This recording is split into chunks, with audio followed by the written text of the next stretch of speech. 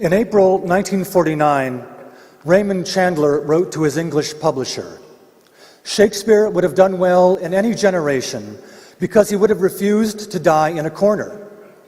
He would have taken the false gods and made them over. He would have taken the current formulae and forced them into something lesser men thought them incapable of. Alive today, he would undoubtedly have written and directed motion pictures, plays, and God knows what. Instead of saying, 'This medium is not good,' he would have used it and made it good." William Link and the late Richard Levinson did exactly what Chandler described. They took the medium of television and they made it good. Where others saw only a vast wasteland, Levinson and Link saw the potential to speak to an audience of millions.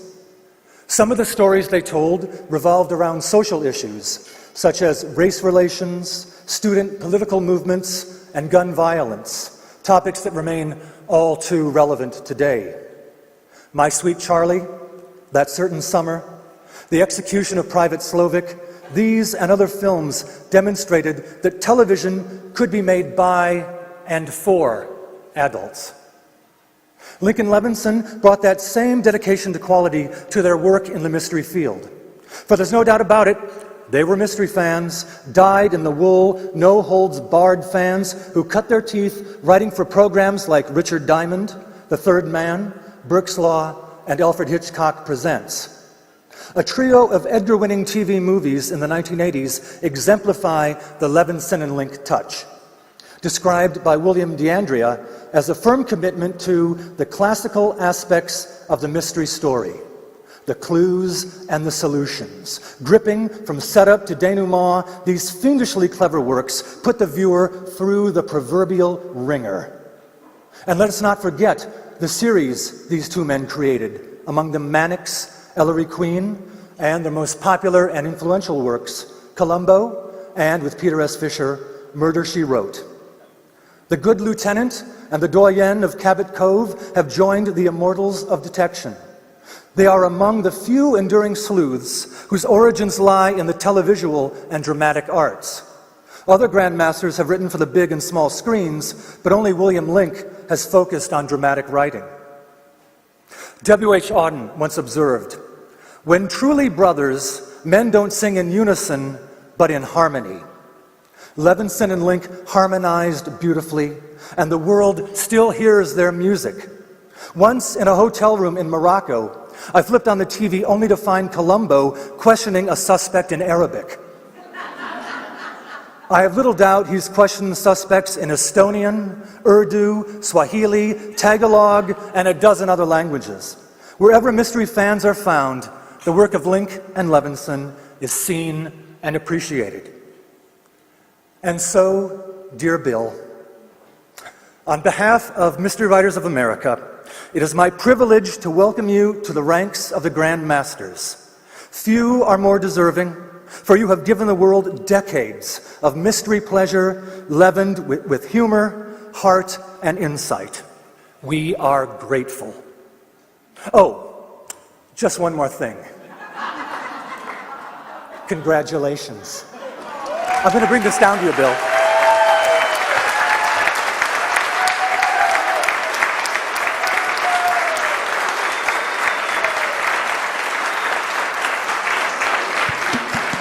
That big light.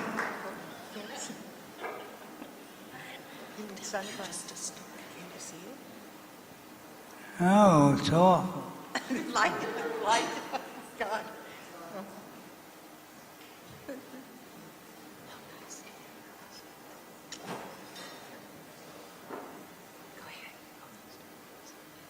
Hit it. Can you read? I'm telling you. Yeah, I can read. Go ahead. Go ahead.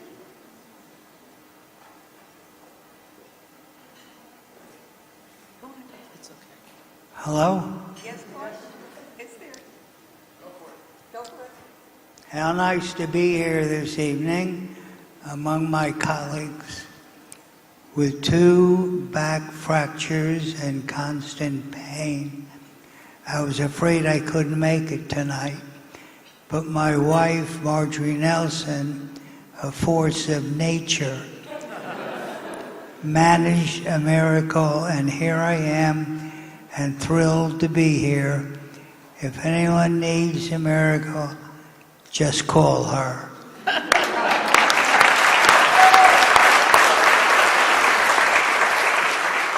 Thank you, all of you, for honoring me with the Grand Master Award, which means so much to me. How grand it is to be a grand with Peter Lovesey and Jane Langton, two writers I respect enormously. My love of mystery started at an early age with the Columbo, the Hardy Boys, and Barney Blake, police reporter, the very first mystery show ever on television. I was riveted. Barney Blake was a half hour in length. It was live and looked at. The hero had a girlfriend and a fellow crime reporter. The beginning of the TV hero must have a family concept that persists to this day. Dick and I rebelled against this cliche when we created Columbo. Lieutenant Columbo was bereft of friends, colleagues, never had an office in the cop shop. He continually pestered murderers by recounting stories about his wife and relatives, but we never see them. All right, okay. Barney Blake was a one-season wonder, but for years after its demise, I craved affirmation that I wasn't its only viewer. Had anyone else ever seen it? I drove Dick crazy, asking people in the biz, network presidents included, if they remember the show. The problem was that most people got television sets years after the series folded. In the early 70s, Dick and I were comfortably ensconced at Universal, writing and producing television. We were auditioning writers for a new show. We'd created Tenafly, which featured an African-American detective at a all-white detective agency. This was the 70s. We wanted to have black writers on the show. In walks a black and white writing team. I asked my eternal question, which sent Levinson crawling under the desk. Yes, said the older writer, I have heard of Barney Blake Pulitzer. I wrote, directed, and produced it. He and his writing partner got the Tenafly assignment. Max Ehrlich was incredibly kind and later gave me the first Barney Blake script. It was a strange amalgam of both radio and screenplay formats. Since in those pioneering days, no one had ever written a dramatic television script. It was liberating to finally exercise my obsession with Barney Blake, which even in its primitive form convinced me at an early age that television mysteries had a future. And of course I wouldn't be here if it weren't for my wonderful friend and writing partner, Richard Levinson, who passed away in 1987. He remains ever present with me. My first day of junior high, I was told to look for a tall boy who loved mysteries and magic as I did, and he was told to look for a short boy who loved mysteries and magic. We met during lunch.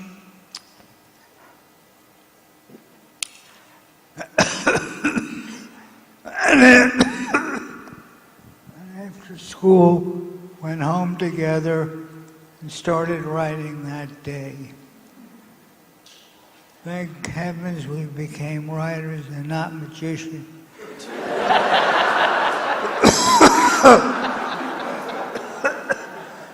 Dick was an embarrassment, and I was undoubtedly not much better.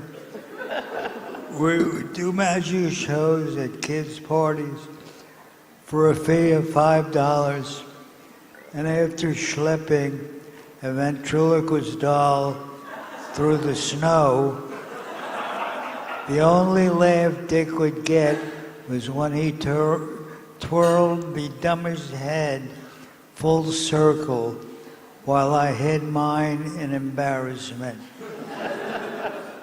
I cringe to this day when I think about it.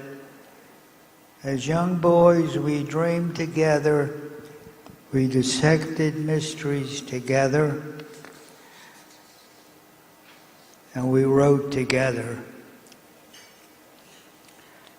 Always intrigued by the mystery genre, we read 2 or 3 a week and lent each other the superior ones. Our favorites were John Dixon Carr, still probably the most ingenious of them all, Ellery Queen, Cornell Woolrich, William Myers, Chandler, and the brilliant Belgian-French writer Georges Simenon, who created the immortal Inspector Maigret. I will always have a very warm spot in my heart for Ellery Queen's Mystery Magazine, as they were the first to make us published authors with our short story, Whistling While You Work. I still read the magazine a day, and can't read that. And tribute. We attended Wharton School of Business, and for a senior thesis, we found a loophole called publications. We submitted 3 mystery teleplays, which were immediately sold to Alfred Hitchcock. In their infinite wisdom, Wharton closed the loophole because I guess, according to them, show business was not a business.